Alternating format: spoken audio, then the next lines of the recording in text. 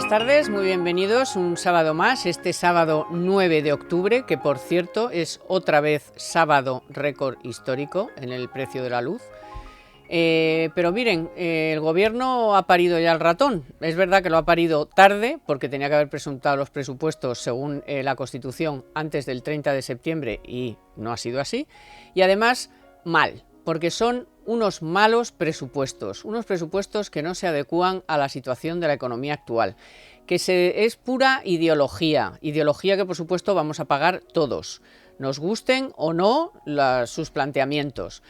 Es un presupuesto que gasta sin límite, que dice que va a ingresar un montón, ya saben cómo, a costa de nosotros, de nuestros bolsillos, y eso sí, contenta a un montón de grupos, por cierto, los más numerosos. Contenta a los pensionistas, contenta a los empleados públicos, contenta a los jóvenes, bueno, jóvenes de 18 a 35, ya chavalotes curtidos, pero en fin, ahí metidos están.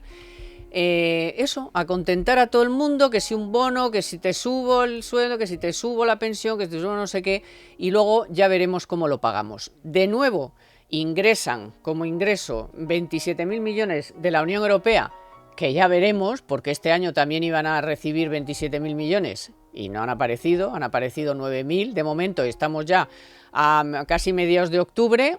Y no sé si de repente se van a poner estirados y el mes que viene nos van a dar el resto, pero en fin, no hay visos, porque de paso les cuento que los hombres de negro están aquí vigilando muy de cerca qué ha pasado con ese dinero y cuáles son las propuestas que se están haciendo para recibir más dinero. Pero no importa, ellos ya lo meten ahí para que les salgan las cuentas y luego ya veremos lo que ocurre. El caso es que mientras están haciendo esos presupuestos y una ley de vivienda, que todo lo que se le ocurre decir a la señora Montero es que es preciosa, o sea, una ley preciosa, yo no había oído esto en mi vida y les aseguro que llevo desde el Pleistoceno en la información económica, no conozco a ningún ministro de ningún tipo que se haya permitido el lujo de llamar a una ley preciosa. Pero bueno, Montero es así y resulta que de preciosa no tiene nada, porque lo que hace es enfadar a todo el sector de la vivienda, al sector inmobiliario, a las personas que tienen una vivienda para alquilar. No va a solucionar el problema, lo va a empeorar, aunque les digan ustedes jóvenes que van a alquilar mucho más fácil, no es verdad, y ahí tienen los ejemplos de otras ciudades europeas donde no solo no se ha solucionado el problema, sino que se ha encallado y ha empeorado. Incluso miren a Barcelona, que ahí lo tienen, un 40% menos de oferta de pisos de alquiler, pero no importa, es preciosa, y como es preciosa, pues la tenemos que vender así. Y mientras tanto, ¿qué está ocurriendo? Pues que están aumentando los concursos de acreedores, los precios están disparados, los de la luz, los de las materias primas, los de otro tipo de energía, los alimentos, no hay componentes, todo eso está ya paralizando a la industria mundial, europea y española. Y todo eso no les importa, o sea, de eso no dicen ni pío, hablan nada más que de bonos, de regalar dinero a cuenta de nosotros, en fin. Vamos con todo esto, que hoy viene el programa cargadito, y empezamos enseguida. Pues no voy a decir yo menos de mis compañeros, Fernando Valls, precioso, Fernando Valls, ¿qué tal? Y allí en la City, que a ver si ya venimos para España, que ahí en la City no es que estén tratando demasiado bien, Javier Santa Cruz, también precioso, también precioso. ¿Qué tal, queridos? Muy buenas tardes. Ay, hoy todo es precioso, porque sí, claro, va a ser precioso. Pero bueno, vamos a cortar el bacalao, que es mucho. Los presupuestos, pues bueno, ya está aprobado el anteproyecto, que claro, esto es un anteproyecto. Después vamos a ver qué más pinceladas les tenemos que dar para que nos lo aprueben lo peor de cada casa, ¿no? Que es lo que tiene que empezar a hacer ya Sánchez, que es integrar a todo esto, porque no tiene los votos suficientes con PSOE y Podemos, aunque les encantaría, pero no.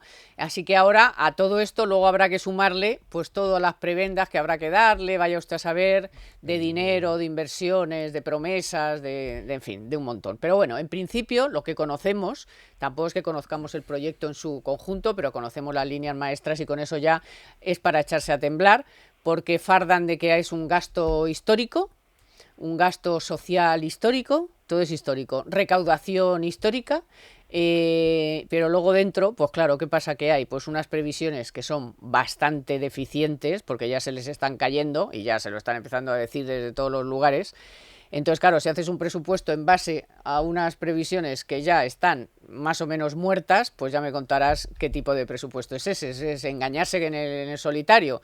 Si yo digo, el año que viene me voy a gastar 50.000 euros y voy a ganar 200.000, vale, pues fenomenal. Si no gasto, no ingreso los 200.000 y me gasto los 50.000, voy a tener un problema. Bueno, Fernando, un poco, vamos, la idea madre de esto, ¿no? Aparte de que es ideología pura, tú, ¿cómo resumirías en no te voy a decir un titular, más el lead, más un par de sumarios te Vamos dejo? a hacer un esfuerzo. Bueno, esta fiesta del gasto, es que el traje que le has hecho a los presupuestos está muy bien, porque es la fiesta del gasto donde vamos a tener muy difícil cuadrar las cuentas a final de año, sobre todo porque hemos indexado las pensiones al IPC, vamos a ver hasta dónde llega ese gasto en pensiones y sobre todo porque hemos paralizado una reforma fiscal que yo creo que no llegará en 2-3 años, porque no va a poder ser posible y donde yo creo que son unos presupuestos muy peligrosos pensados en que no va a haber más. Yo creo que no va a haber más en esta legislatura porque nos vamos a entrar en el año electoral y Sánchez ha pensado estos presupuestos pues eso, para ganar unas elecciones en base a todos los bonos que ha sido citando. Y luego pues me preocupa mucho esas pinceladas que van a dar, yo creo que van a ser retoques gordos que van a dar Esquerra Republicana y Bildu y el PNV. Ahora cuando el miércoles conozcamos el detalle de partida a partida y de partidas territorializadas, pues vamos a ver lo que les regalan los catalanes por esos votos, vamos a ver. Bueno, por lo tanto son unos presupuestos creo que peligrosos y que no atajan graves problemas de España y ahí me quiero fijar en el paro. El paro en 2022 va a seguir por encima del 14%, 14,4%. Y bueno, y eso sumado a que hay una cantidad de empleo público, 30 y pico mil puestos de trabajo que quieren crear, pues creo que son unos presupuestos y un panorama peligroso. Bueno, ahora vamos a ir a los detalles. Primero, Javier, también tu pincelada global, digamos, de visión global. Pues global muy sencillo porque Fernando ha comentado las cuestiones relevantes en torno al gasto, es decir, estamos hablando de los enésimos presupuestos ya después de unos cuantos años que son terriblemente expansivos, donde además si vemos la comparación del proyecto de presupuestos de este año con el presupuesto vigente que tenemos de 2021, no se contempla ninguna de las desviaciones reales que ya se están produciendo entre ingresos y gastos, más allá, por supuesto, la recaudación fiscal, la llegada de los fondos europeos, etcétera. Con lo cual, ya cuando tienes un proyecto de presupuestos donde no se contempla ninguna de los ajustes y de la realidad de cómo se está ejecutando el presupuesto del año en curso, ya te tiene que hacer desconfiar desde el minuto uno. Pero es que si a eso le añadimos que las estimaciones de ingresos han sido pues prácticamente cuadradas a martillo con la decisión de gasto que se quiere hacer, nos pone en un riesgo enorme de desestabilización fiscal, aunque hasta el año 2023, en teoría, no se recuperen las reglas del Pacto de Estabilidad y Crecimiento, pero mientras tanto ya tenemos una coyuntura suficientemente abonada para que los inversores, conforme vayan subiendo los tipos de interés de mercado, vuelva a reaparecer aquel concepto que dejamos abandonado hace unos años, pero que puede volver a reaparecer por desconfianza hacia España, que es el de la prima de riesgo. Con lo cual, ese es el escenario que nos deja este proyecto de presupuestos que se ha presentado. Claro, porque por el lado del gasto, ¿no? Pensiones, funcionarios, bonos varios, en fin, todos los grupos masivos de gente, ¿no?, a los que quiere contentar Sánchez, a costa de todos nosotros, claro, porque luego veremos en el lado de los ingresos cómo efectivamente sube 6.000 millones el IRPF, se rebaja la aportación a planes de pensiones, se inventan esto del impuesto mínimo de sociedades del 15%, siguen las tasas esas que a pesar de que han funcionado fatal, ahí siguen, la Google, la otra, Maroto, todo o sea, sí. Y todo lo que se les invente. Pero en fin, por el lado del gasto, básicamente es contentar, ¿no?, a base del dinero de todos, contentar a los grupos que ellos creen que les puede ir bien en un hipotético adelanto o no electoral. Son unos presupuestos pensados en unas elecciones, claro que sí, pensados en el voto joven, que a Sánchez y al PSOE se le está yendo por el desagüe, y pensados, y ahí, muy importante esto, en una rival que va a tener que se llama Yolanda Díaz, que se está apuntando algún tanto en esa gente joven, ese votante joven de izquierdas y que Sánchez le quiere amarrar. Por ahí hay que fijarse. Y luego pensados en un electorado cautivo que intenta contentar el PSOE ligando esas pensiones al IPC, que es el de los pensionistas, el de los jubilados. Entonces, bueno, son unas... Y luego, y ya entro en otra materia, que son los fondos europeos, si te parece, porque Espera un momento, vamos a Vamos ver primero. qué dice Santa Cruz de todo este derroche de gasto y cómo está repartido, claro. Un detalle solamente.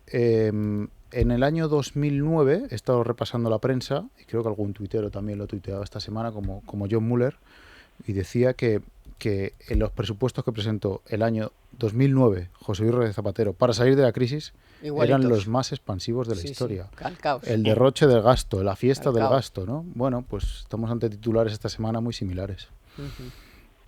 Es que llevamos ya muchos años de presupuestos fuertemente expansivos desde el año 18 hasta los siguientes, ¿no? Entonces, concretamente en este caso, no solo importa cómo se está repartiendo el incremento del gasto, que es muy importante, sino en pues lo que hemos hablado de pensionistas, empleados públicos. Pero también es interesante el reparto del gasto entre las comunidades autónomas, porque volvemos otra vez a agrandar el agujero que tenemos en torno a que no se reforma el sistema de financiación autonómica, en el que no hay corresponsabilidad entre las comunidades y por tanto eso se convierte pues en un problema de agravios entre unas y otras. Luego, otro elemento muy muy importante es lo que quieren camuflar, que es una transferencia histórica del presupuesto general a la caja de la seguridad social, es decir, la insostenibilidad a la que están llevando al sistema público de pensiones, el cual ya se tiene que alimentar prácticamente en un 60% de transferencias que desde la caja general a la caja de la seguridad social, a las cuales ya hace 5 años la Comisión Europea puso unas cuantas salvedades diciendo que eso era una ayuda ilegal de Estado, es decir, o se separaban las fuentes de financiación o bien se decía que ya iba todo junto, es decir, no podemos mantener la ficción de tener dos cajas distintas. Bueno, y por el lado de los ingresos, efectivamente, ahí metemos otra vez los más de 27.000 millones hipotéticos que se supone que nos van a dar del año que viene, que no nos han dado ni los de este año, excepto 9.000 millones, pero ahí siguen. Y luego, por supuesto, lo que hemos dicho, o sea, 6.000 millones más del impuesto de IRPF, que este año por primera vez en la historia supera los 100.000 millones de recaudación, va a superar los 100.000 millones de recaudación. Los planes de pensiones, el hachazo a los planes de pensiones, el impuesto de sociedades, etc, etc, etc. O sea, más impuestos en un momento en el que la economía está todavía tambaleándose. Si nos atenemos a lo que conocemos del primer semestre, estancada. Y menos mal que no se les ha ocurrido este año meter el impuesto al diésel, que estuvo en los presupuestos del año pasado, o ese impuesto a la educación privada. Gracias, Sánchez. Encima tenemos que darle las gracias, ¿no? De que haya freno a Podemos. No, pero el tema de los fondos europeos me parece muy importante. 27.000 millones que calculan que van a regarnos en 2022. Claro, es que hay que fijarse en lo que pone en el proyecto de fondos europeos, en el plan de recuperación, y es los fondos europeos están ligados a unas reformas comprometidas. ¿Quién se cree que Escrivá va a sacar de aquí a final de año la reforma dura de las pensiones? ¿Qué gobierno, qué socio de gobierno primero y qué socio parlamentario segundo le va a aprobar ese factor de equidad intergeneracional, como lo quiera llamar? No lo va a aprobar, o lo va a tener muy complicado, o lo va a tener que rebajar y por tanto no va a cumplir con lo que prometió con Bruselas. Y segundo, reforma laboral. Viene el gobierno de enfrentarse a la COE subiéndole el salario mínimo.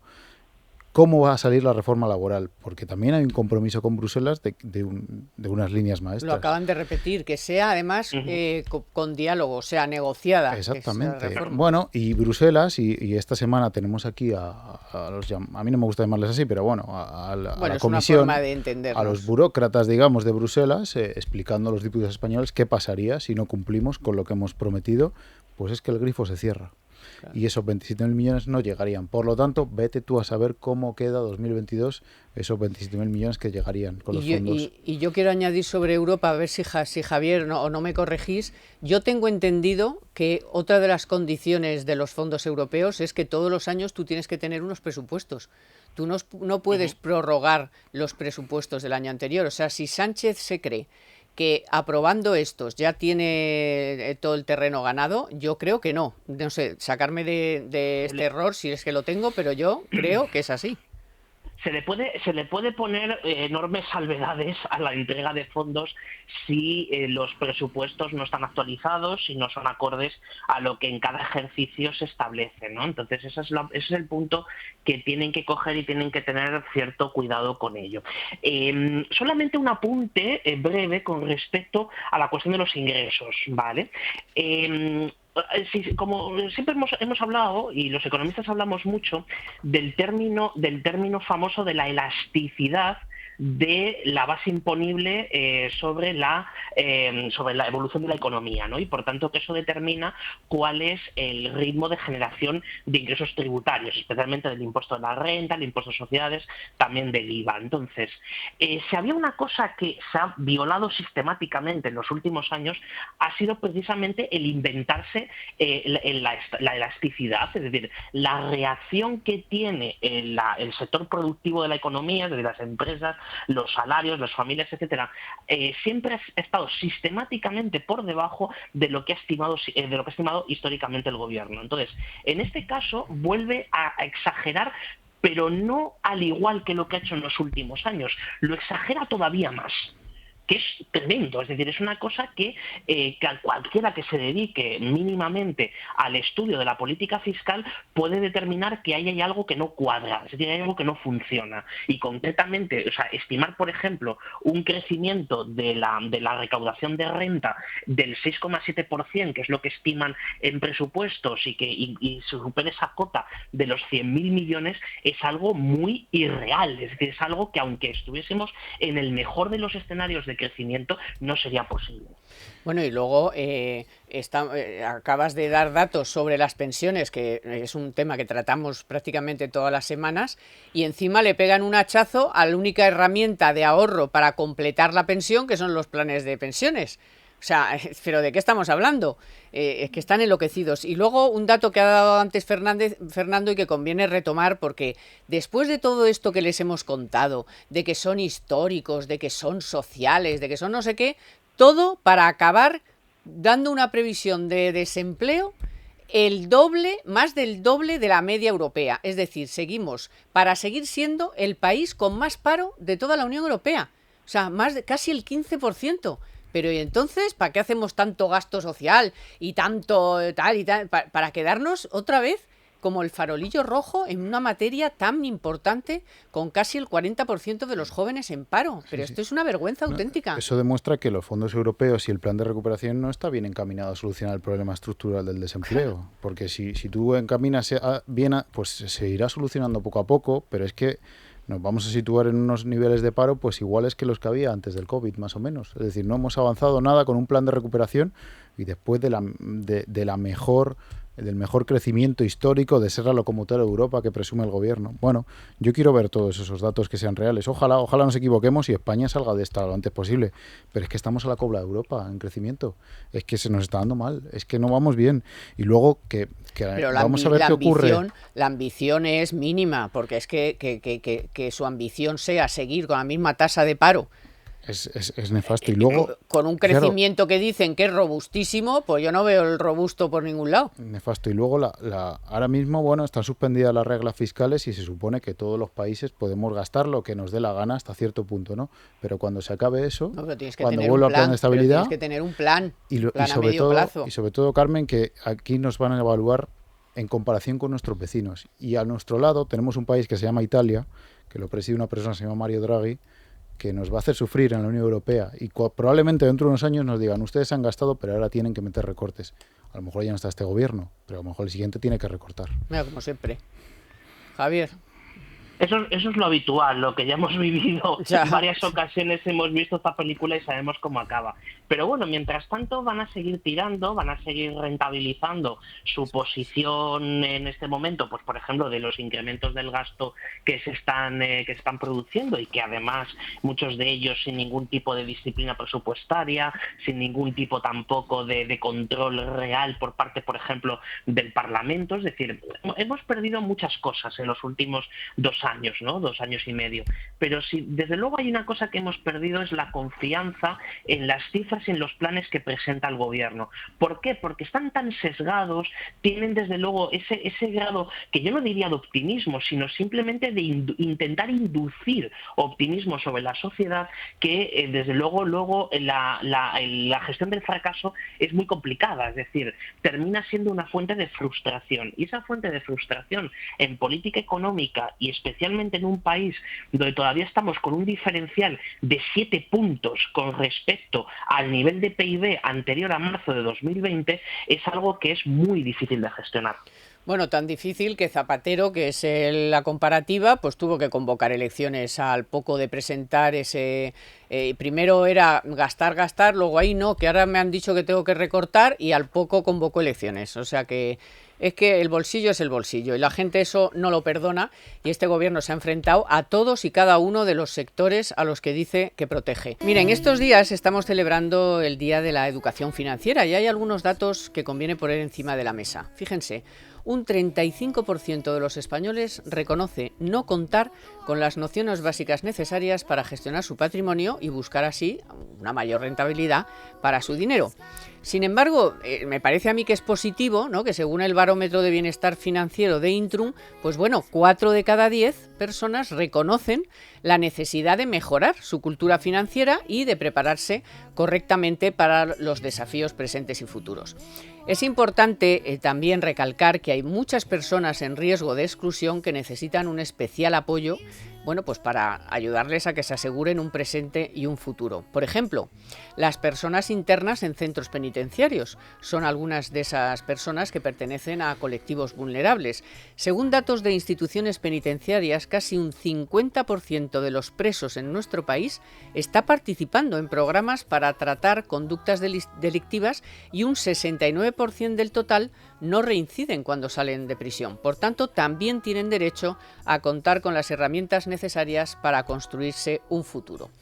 En este sentido, Banco Santander, a través de su programa Finanzas para Mortales, ha llegado a un acuerdo con instituciones penitenciarias y la Fundación UCEIF para que los voluntarios de la entidad, presidida por Ana Botín, impartan talleres de educación financiera dirigidos a personas internas en esos centros. Por ahora se han dado clases en las cárceles de Teixeiro, Picassent, Burgos y El Dueso. Hoy vamos a hablar con José Miguel Lorente, que es director de instituciones de la territorial de Banco Santander en Valencia, que ha sido uno de esos formadores voluntarios en un programa que se ha bautizado como Finanzas para Mortales, Justicia Educativa. Y está con nosotros ya, al otro lado del teléfono, José Miguel Lorente, que, como les digo, pues ha impartido cursos a estos presos de las cárceles, formación financiera, y vamos a hablar con él. Buenas tardes, don José Miguel. Doña Carmen. Buenas tardes. ¿Qué tal? Bueno, pues Muy nos bien. interesaría mucho conocer su experiencia, ¿no? Porque tiene que ser toda una experiencia formar a internos de centros penitenciarios, porque luego también querría que nos contara pues cuáles son esas preocupaciones mayores que tienen estas personas en la cárcel. Pues sí, doña Carmen, como usted dice, ha sido toda una experiencia que ha sido muy positiva y muy gratificante, fundamentalmente por el elevado nivel de participación de los asistentes, con muchas preguntas y con un gran interés en las materias que hemos tratado. La verdad que es muy reconfortante sentir que las sesiones les han sido útiles y que han servido pues para resolver dudas e inquietudes. Es muy enriquecedor. ¿Cuáles eran esas dudas? Pues yo diría que Sí, doña Carmen. Yo diría que las preocupaciones más habituales entre los participantes son similares a las de la población en general. Fundamentalmente cuestiones relacionadas con la edad de jubilación, con la pensión que tendrán, con las cotizaciones mínimas necesarias. Otra cuestión que suscita mucho interés son las deudas contraídas y el reembolso de las mismas, cómo hacer frente a ellas. Y a estas cuestiones pues sí que hay algunas otras preocupaciones más específicas de las personas privadas de libertad, como son la reinserción social y laboral tras abandonar la prisión, o el que sus familias durante su estancia en prisión estén financieramente atendidas. Ya. ¿Y cómo cree usted que puede influir el tener esa mayor educación financiera para su futura reinserción en la sociedad? Bueno, fomentar la educación financiera para todas las personas, para toda la población, es un reto, ¿no?, que deberíamos proponernos como sociedad, pero especialmente a los colectivos más vulnerables, ¿no? Por tanto, el acercar estas materias a personas que actualmente están privadas de libertad, pues yo creo que les ayuda a evitar que estos colectivos caigan en ese riesgo de exclusión financiera y que tengan una vida más ordenada financieramente, porque esto les va a redundar en otros aspectos de su vida personal y profesional. Y encaja muy bien estos programas con los talleres que tienen los centros penitenciarios de capacitación profesional, y nuestro programa yo creo que integra muy bien en esos itinerarios formativos, porque la educación financiera le proporciona una mejor comprensión de todos estos conceptos económicos, financieros, y les desarrolla las habilidades que permiten al individuo pues evaluar su riesgo y tomar libremente decisiones personales y familiares de forma responsable. Además, si me permite, doña Carmen, hay un tema muy importante, ¿no? La incorporación de la tecnología, toda la operativa bancaria, con la digitalización y los grandes cambios que esto está produciendo, pues puede dar lugar a que reclusos que llevan tienen una larga estancia en prisión, aunque tuvieran formación financiera previa antes de su entrada en prisión, pueden quedarse desactualizados, ¿no? Y luego, para terminar, don José Miguel, yo hay una pregunta que me hago desde hace muchos años y mucha gente, muchos se la hacen y nos la hacemos. Todo el mundo cree que la educación financiera es fundamental. Año tras año lo decimos. O sea, hay un día, una semana ahora ya que se celebra la Semana de la Educación Financiera. Todos los organismos recomiendan que pues se nos eduque financieramente, y todos los años volvemos a repetir que no sé cuántos % de la sociedad sigue sin tener los conocimientos básicos. ¿Dónde está la cuestión? ¿Cómo podemos ya de una vez solucionar esto? ¿Desde la escuela? No sé. Pues le he oído en la introducción, doña Carmen, hacer mención a estos porcentajes. Efectivamente son elevados. Yo creo que aquí es clara la respuesta, por lo menos para mí. La respuesta es que la falta de formación es el principal factor que impide tomar decisiones eficientes, correctas y adecuadas. El último informe PISA, realizado a niños entre 13 y 15 años, acredita que suspendemos en educación financiera, y lógicamente esto se replica en edades adultas. Con lo cual, claramente, como usted apuntaba, pues la formación desde niños es vital para poder gestionar nuestras finanzas de una manera más eficiente. Yo menos mi hijo, que me pedía el IPC todos los años de la paga, lo tenía clarísimo. Su hijo es un aventajado. Me tiene que subir el IPC, me oía a mí hablar del IPC y dice, esto debe ser buenísimo para mi paga. Bueno, don José Miguel Lorente, que es director de instituciones de la territorial de Banco Santander en Valencia, muchísimas gracias, y a ver si el año que viene volvemos a hablar y hemos conseguido aumentar, hombre, ese porcentaje de personas que ya no tienen que preguntar al vecino qué es eso de la cláusula suelo, o el Bizum, o la cuenta corriente, o las pensiones, o en fin, que hemos ido aprendiendo un poquito más. Esperemos que sí. Bueno, muchas gracias y feliz sábado. Muchas gracias, doña Carmen. Les decía al principio, de verdad, que si es por sacar algo de humor de toda esta semana que ha sido terrorífica, ¿no? Que es ver a toda una ministra, hasta hace poco portavoz, ministra de Hacienda, de verdad llamar ley preciosa a una ley que va a ser un desastre, pero bueno, ellos se empeñan. Miren, fíjese, si lo tenían claro antes de que la señora Díaz se metiera por medio y pactara en secretito con Sánchez esta cuestión para que Podemos le apruebe los presupuestos, que la ministra del ramo, o sea, la ministra que ahora se llama de un montón de cosas, del transporte, de la movilidad y de la vivienda, decía esto nada menos que el 30 de septiembre, o sea, no el año pasado ni en su anterior vida política, sino el 30 de septiembre. Miren lo que decía sobre esto. Quizá fijar y limitar el precio de los alquileres, pues es una solución que en fin, ¿no? Es muy discutida, que no ha dado resultados y que ha sido objeto de mucha litigiosidad en países y en ciudades en las que se han aplicado, pero que desde luego, pues en fin, no hay que buscar mecanismos para contener esas subidas de precio de la vivienda, del alquiler especialmente, ¿no? O sea, sé que es mala, sé que los ejemplos que se puedan poner son terribles, no han funcionado, pero es igual. yo luego, unos días después, digo, no, bueno, es que las cosas, claro, se negocian y luego se cambian. O sea, de una cosa tremenda y mala se cambia una y se dice que ahora es buenísimo y que eso va a mejorar la vida de media humanidad. En fin, de verdad. Pero Carmen, tú me entiendes lo difícil que es cubrir información Madre gubernamental mía. con este gobierno que en una semana, pero es que el otro día con el bono de los toros, en 2 horas cambió de criterio. 2 horas. Eso es muy difícil. Bueno, ya fuera de bromas, yendo a la ley, pues yo creo que es una ley que quien se crea que esta ley va a entrar en vigor, pues yo creo que es un poco ingenuo. Yo creo que esta ley probablemente entre en vigor unos meses, pero esta ley es claramente inconstitucional.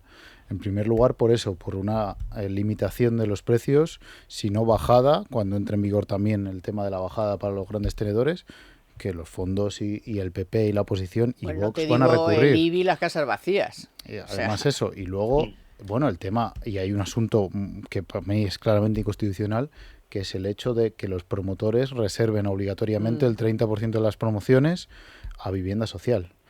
Yo creo que eso pues tiene dudoso encaje constitucional. Por lo tanto, yo creo que la ley nace muerta. Evidentemente el PSOE ha dado un paso que es muy peligroso y que va a alejar a la inversión claramente y que va a provocar pues que durante unos meses, durante los pocos meses que se aplique, bajo mi punto de vista, pues veamos cómo en Cataluña a lo mejor están muy contentos aplicándola, pero que en Madrid no se aplica y en otras comunidades, incluso algunas del PSOE, que ya han dicho que no la van a aplicar. Que dice, aquí no hay precios tensionados, ha dicho la MAN, ¿no? Por ejemplo. y el de Castilla-La Mancha. Sí. Aquí no hay precios tensionados, ¿eh? Aquí no han dicho no vamos a aplicar la ley, pero aquí no, ¿eh? Aquí que va a haber precios tensionados, aquí no hay zonas tensionadas donde tengamos que aplicar esta barbaridad. Por lo tanto, esa unidad de mercado que busca el inversor, que busca la seguridad jurídica, pues se va a agrandar con esta ley. A ver, Javier, tú que también has estudiado este asunto, que lo hemos visto en Berlín, en Estocolmo, en cualquier sitio, pero es que no hay que irse a ningún sitio, si es que mira Barcelona, o sea, hay menos oferta, los precios han subido, o sea, no tiene ningún sentido. Sí, de hecho Barcelona, por ejemplo, está en el top 10 de las ciudades donde hay que hacer un mayor esfuerzo de renta para poder pagar el alquiler si hacemos la comparativa con las grandes ciudades del mundo. De hecho, en el primer puesto de ese ranking están las ciudades chinas, o sea, las 3 grandes ciudades chinas, porque imaginemos dónde nos hemos situado precisamente por un intervencionismo continuado en el mercado de la vivienda. Hay que decir 2 cosas de manera muy sintéticas y muy ilustrativas. La primera es que nos hemos echado el tiempo atrás, concretamente 60 años. Es decir, estamos ahora mismo volviendo a lo que eran las leyes al franquismo. A las leyes franquistas, las leyes que establecieron, por un lado, la intervención de los precios del alquiler, al mismo tiempo la intervención de la oferta, o sea, de la oferta de vivienda, en este caso pues de residencial, y al mismo tiempo sobre la nueva construcción, el establecimiento de la vivienda protegida, pero estuvo durante prácticamente 30 años siendo pues casi todo lo que se construía era vivienda protegida y no vivienda libre. Entonces, enmienda además a la plana una de las cosas que parecía que había quedado como una doctrina fijada y además común en los 2 grandes partidos en España, que fue la ley Boyer del año 85, es decir, la que pone fin a todo lo que fue la terrorífica política de vivienda franquista. Con lo cual, tenemos un problema doble, porque por un lado hemos echado el tiempo atrás demasiado,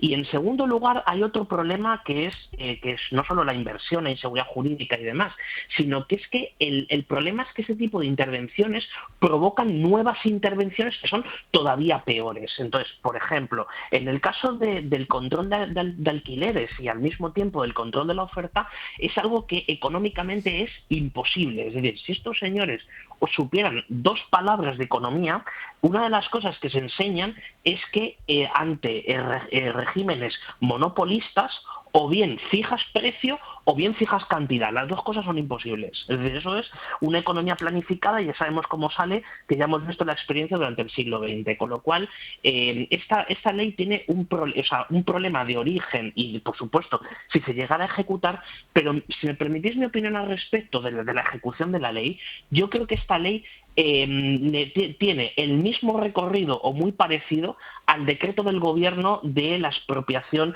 de los beneficios extraordinarios de las eléctricas. Total, es sí, decir, estoy de acuerdo. en el momento en el cual sean conscientes los servicios jurídicos de los respectivos ministerios de que esto es flagrantemente inconstitucional y que esto además un tribunal cualquiera, el que sea, aunque sea el último juzgado de un pueblo, te coja y te lo tira al suelo, es desde luego la caída del gobierno. Entonces, si el gobierno no cae porque evidentemente va a rectificar todo el disparate eléctrico, lo hará por la vivienda. Sí, bueno, por el eléctrico ya está, ya ha tirado la toalla, o sea, ya se está reuniendo con el sector, con las eléctricas y tal, para cambiar el decreto. Sí, vamos a encontrarnos otro decreto muy diferente. Teresa Rivera mantuvo este jueves, viernes, lunes y miércoles reuniones, va a mantener con las eléctricas para cambiar ese decreto. Sánchez ha tomado, además del asunto jurídico, para la inversión, y Javier lo sabe muy bien, es muy importante la marca, la imagen, el compromiso que tú fijas para un inversor extranjero, ya sea americano o europeo, que venga a España y diga, mire, es que aquí no me van a cambiar las leyes al minuto uno.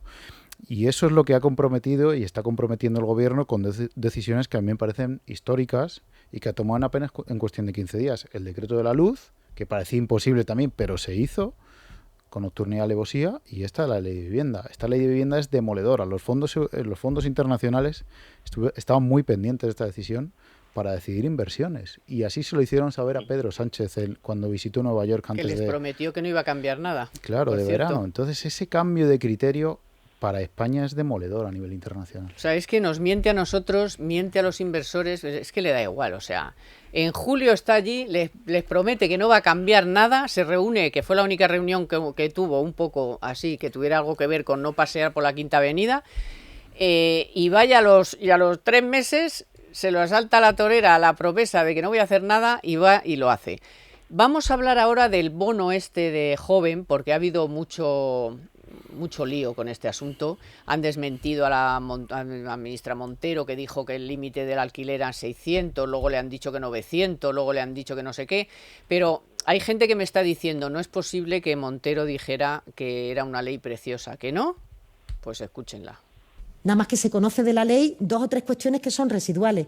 Lo importante, yo que conozco la ley, es el conjunto de medidas que conlleva de impulso a la oferta de parque público, de capacidad de que afecta a todos los colectivos, de cómo y de qué manera se pone a disposición de las ciudades instrumentos.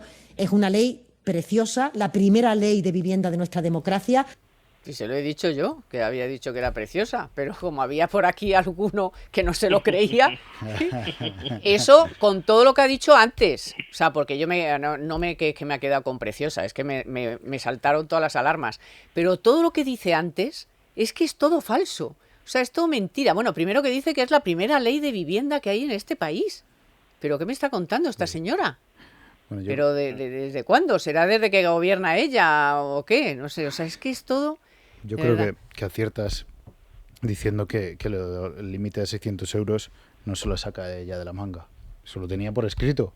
Y yo creo que el gobierno pues le ha pasado lo mismo que con el bono cultural y los toros. Que lo han ido llenando sobre la marcha. Claro, y que lo ha rectificado en vista de que era una cantidad que todo el mundo sabe que en Madrid o Barcelona o Valencia o cualquier gran ciudad un alquiler de 600 euros no lo encuentras. Bueno, pues vamos a ver cómo queda ese bono cultural. Yo también creo que los independentistas y demás le harán retoques y será como ese bono vivienda, perdón. Pero el problema de fondo no se soluciona. Es decir, la gente joven se empeora. No va a encontrar una vivienda de alquiler a un precio con esta ley, un precio asequible con esta ley. No va a poder emanciparse cuando cumpla la mayoría de edad o cuando le apetezca con esta ley. No lo va a poder hacer porque falta oferta. Hay un déficit de oferta tremendo y la ley no lo soluciona. Y sobre el bono, el jueves pasado en la noche de Dieter hizo muchas cuentas Dieter y claro, no salen por ningún lado, porque lo único que tenemos claro de ese bono es que hay un presupuestado de 200 millones. Entonces, si empiezas a coger el número de jóvenes a los que les puede afectar y tal, es que es una cosa ridícula lo que es, o sea, no salen las cuentas, vamos. Yo dije el jueves, yo creo que, a ver, Sánchez hace el anuncio que se lo inventa y luego ya los demás tienen que ir rellenando ¿no? La letra pequeña, la grande y la pequeña, o sea, porque él solo da el titular. Y luego dicen, ahí va, como con los 7.000 millones, que eran 11.000, luego 7.000, o de las ayudas directas, que luego había que rellenar, que Calviño se quedó mirándole como diciendo, pero ¿qué acaba de decir este hombre? Pues esto es lo mismo. O sea, si tú dices 200 millones para los jóvenes de 18 a 35 años que trabajan, sí, pero es que son miles. Entonces es que o es mentira que son 200 millones o no te da para darles el bono que has dicho de 250. Si multiplicas 250 al mes por 2 años por el número de jóvenes, es que no, o sea, una de las tres no cuadra. Javier, tú que eres más de números. Desde luego que no cuadran, incluso ninguna. Ni siquiera ni las tres, ¿no? Ni siquiera no cuadra ninguna. De hecho, fijaos en un detalle muy concreto. Cuando se anuncia este bono cultural, aparte de la cuestión esta de los toros, que es una cosa bastante curiosa, uno de las cosas que todavía están en el limbo, corregidme si me equivoco al respecto, es si se podrá comprar o no lo que es en este momento la principal demanda cultural de los jóvenes en España, que son, por ejemplo, en videojuegos, es en las plataformas digitales, los Netflix, HBO, etcétera. Es decir, todas estas cosas, que es donde se concentra el gasto, si se quedan fuera, y por tanto, si esto es así, desde luego es un auténtico disparate, porque en lo que estamos haciendo es básicamente un mecanismo de desvío de rentas hacia sectores tradicionales, que muchos de ellos no han sido capaces de poder adaptarse al cambio digital, y por tanto pues lo que estamos haciendo es también crear un desincentivo a los propios jóvenes para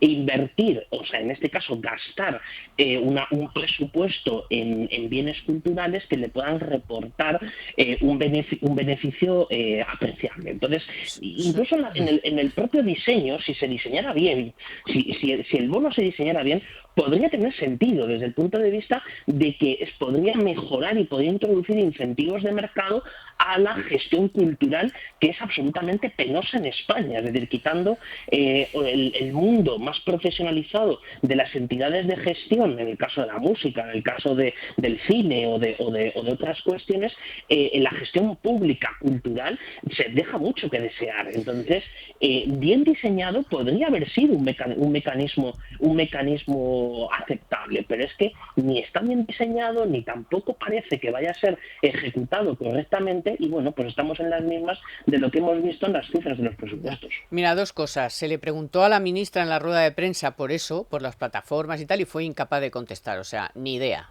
por lo que te digo, porque soltaron la bomba y luego hay que rellenar esa bomba, y entonces no sabía, entonces no tenía ni idea. Dijo, por ejemplo, con el bono social lo mismo, dijo 600 como podía haber dicho 800 o 500, o sí, es que es igual, si es que van improvisando sobre la marcha. Sobre los toros, pues la noche de autos, como ha contado antes Fernando, que llama a la misma noche, a las 11 de la noche, llama a Yolanda Díaz al ministro Iceta y le dice, oye, de los toros nada, y el otro, ay, sí, no, pues nada. Si usted no quiere, señora, no los toros. Ya están anunciando que en cuanto la ley se publique, el sector del toro va a ir a los tribunales, porque claro, es una discriminación clarísima de falta de libertad, de que el joven se gaste el dinero en la cultura que quiera, que los toros también son cultura, aunque no le guste a algunos. Y dos, el meme que triunfa ahora mismo en España, ¿sabes cuál es? Tú que dices que esto funcionaría, es dame el bono que yo se lo voy a dar a mi padre para que pague la luz.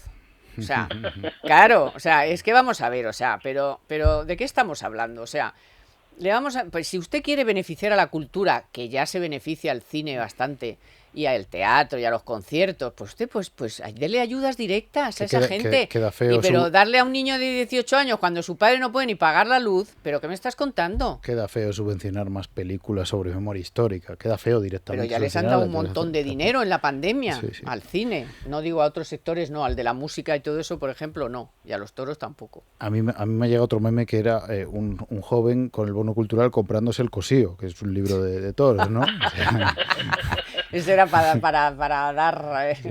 La gran enciclopedia. Sí, para tocar las narices. En fin.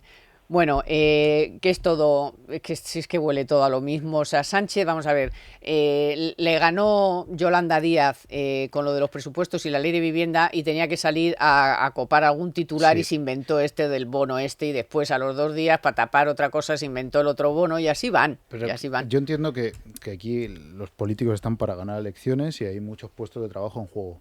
Pero aquí importa también el país y la credibilidad que damos. Y había una persona que aquí en este programa hemos hablado largo y tendido de ella, y existe todavía, está en el gobierno, que se llama Nadia Calviño, que yo no la he escuchado decir nada sobre estos presupuestos, ni sobre la ley de vivienda, ni sobre estos bonos. Bueno, no lo he escuchado y me gustaría escuchar a Nadia Calviño, porque Nadia Calviño es la voz de Bruselas en el gobierno y la interlocución directa.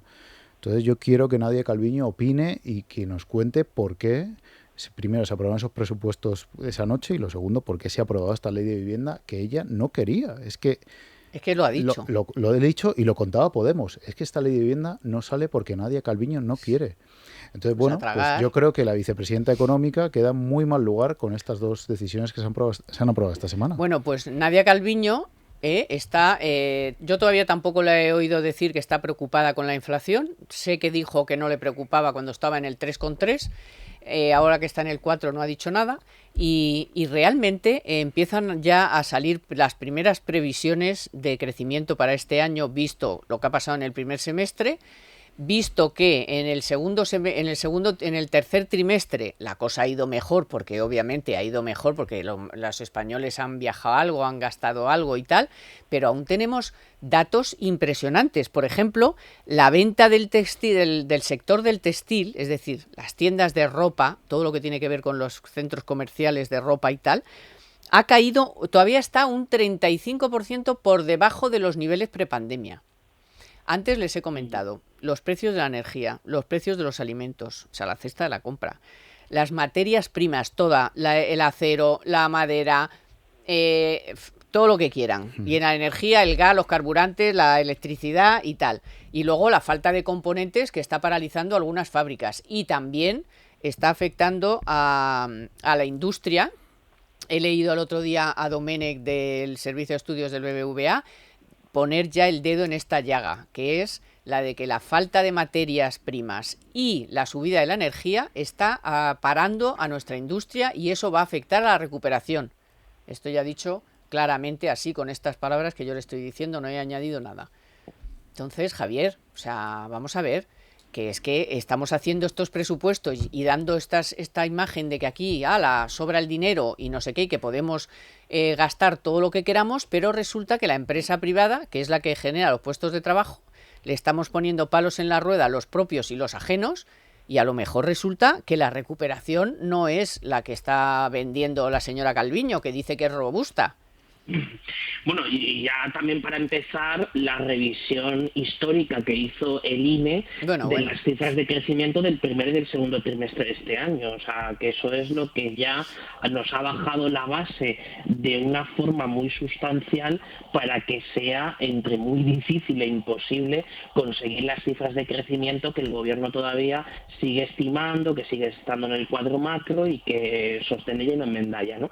Pero hay dos factores muy importantes en la corrección de las cifras de crecimiento. El primero es la inflación. La inflación además impregna también el proyecto de presupuestos, porque precisamente la recaudación, una de las partes donde está especialmente infladas es precisamente por el efecto de la inflación. Es decir, el propio gobierno lo que está haciendo es aceptar de manera implícita o reconocer de manera implícita una inflación bastante más alta de la que ellos mismos están predicando y diciendo que va a ser puramente transitoria. Pero el otro elemento que es y muy importante junto evidentemente a la crisis energética es todos los problemas que están viendo las cadenas globales de valor, porque claro, faltan componentes, faltan materias primas, faltan cargueros, faltan barcos. O sea, por ejemplo, el otro día cuando se presenta el ministro de Exteriores a negociar con Argelia y dice que no pasa nada porque lo que haremos será traer en barcos el gas y que no pasa nada porque se corte el suministro de vapor más barcos es un disparate, porque no hay barcos, es decir, está todo absolutamente colapsado y evidentemente eso está afectando y mucho a la industria española, sobre todo a la industria de la transformación, donde hay importantísimas, el caso de la industria agroalimentaria, el caso de la industria del automóvil, donde hay varias fábricas en ERTE en este momento por falta de carga de trabajo, o sea, por falta de componentes.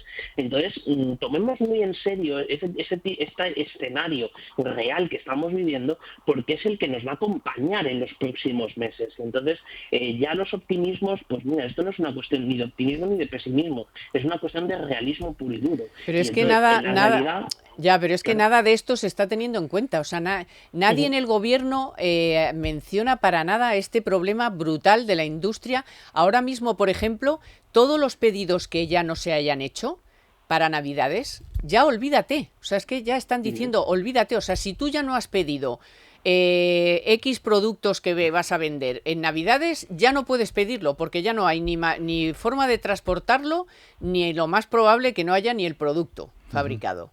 Entonces, a mí me parece esto de verdad que es uno de los temas más graves y, sin embargo, aquí nadie le está dando importancia. Puede darse la tormenta perfecta y puede ser esto, pues, como se dice, un cisne negro, ¿no? Que puede ocurrir y que puede, pues, que salgamos de la pandemia y nos encontremos con otro tropezón más. Y sobre todo también hay que fijarse en el escenario que dibuja el gobierno. Y no tan lejano, sino en las próximas semanas. En los próximos 2 meses y medio, el gobierno quiere aprobar una reforma laboral que sin duda, haga lo que haga, aunque sea ley, que sea derogación, lo que sea, sin duda va a afectar a las empresas. Y yo creo que no precisamente para bien, o eso nos suponemos. Y luego quiere aprobar una reforma de pensiones que también va a ser delicada y que puede provocar también un estallido social incluso, porque vamos a ver si consigue aprobarlo y qué ocurre. Por lo tanto, el panorama político-económico de aquí a final de año es de mucha inestabilidad. Y el gobierno, efectivamente, es que nos dice justo lo contrario. Tranquilos, que somos la locomotora de Europa. Sí, y ahora luego, estamos hablando de la luz, pero luego vamos a hablar del gas también, porque luego, ya verás cuando haya que encender la calefacción. Claro, y muy importante, vamos a ver qué ministro de Finanzas alemán sale del acuerdo que haya, ¿no? Porque, hombre, si es liberal, desde luego nos va a poner las pilas. Claro, pero bien. Eso también es muy importante que pueda ocurrir en el país germano. Javier. No, ya estamos acabando. Muy brevemente. Aparte de todo esto, tenemos el problema de lo que está sucediendo en Estados Unidos y especialmente pues el que está en este momento exportando más inflación, está causando también, por ejemplo, está reduciendo significativamente las ventas de energía a Europa, con lo cual esto es un poco tormenta perfecta y hay que ser conscientes de ello. Sí. Y lo que a mí me preocupa es que nadie está en eso. O sea, nadie está en eso. No sé, están como si aquí no pasara nada, como si esto fuera la economía más robusta del mundo entero, pero resulta que tenemos nuestras fábricas paradas a ratos, ya no somos el octavo fabricante de automóviles del mundo, nos ha pasado Brasil, o sea, todas estas cosas. Nada, pues un sector que da empleo directo e indirecto a 2 millones de personas.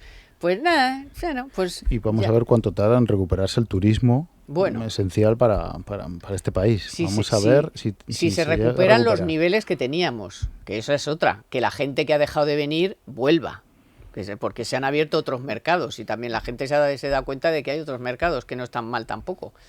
Bueno, pues hasta aquí hemos llegado. Fernando, muchas gracias. Pues ahí vamos te dejo, a ver. Que no te arriendo la ganancia, ¿eh? O sea, la que tienes tú ahí aguantar a toda esta panda. El miércoles es buen día porque conoceremos qué regalos hay para Cataluña y País Vasco. Bueno, pues espérate lo peor. Vamos a verlos. Bonitos, con lazo y seguro, con lacito seguro.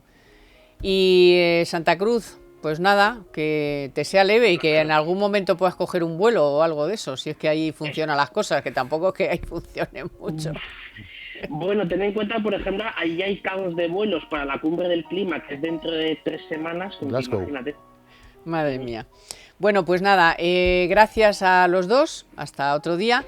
Gracias también hoy a Víctor Hernández, que ha estado en la realización, a Marta Galindo y a Naya Pertusa en la producción, compañeros de Libertad Digital Televisión, también muchas gracias y, por supuesto, más gracias todavía a ustedes por estar ahí, por acompañarnos.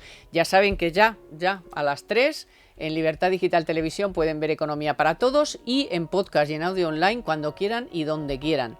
de la mano de Banco Santander. Nosotros volvemos el próximo sábado y aquí estaremos pues con más noticias, porque es que es un no parar, ¿eh? Que tengan buen fin de semana.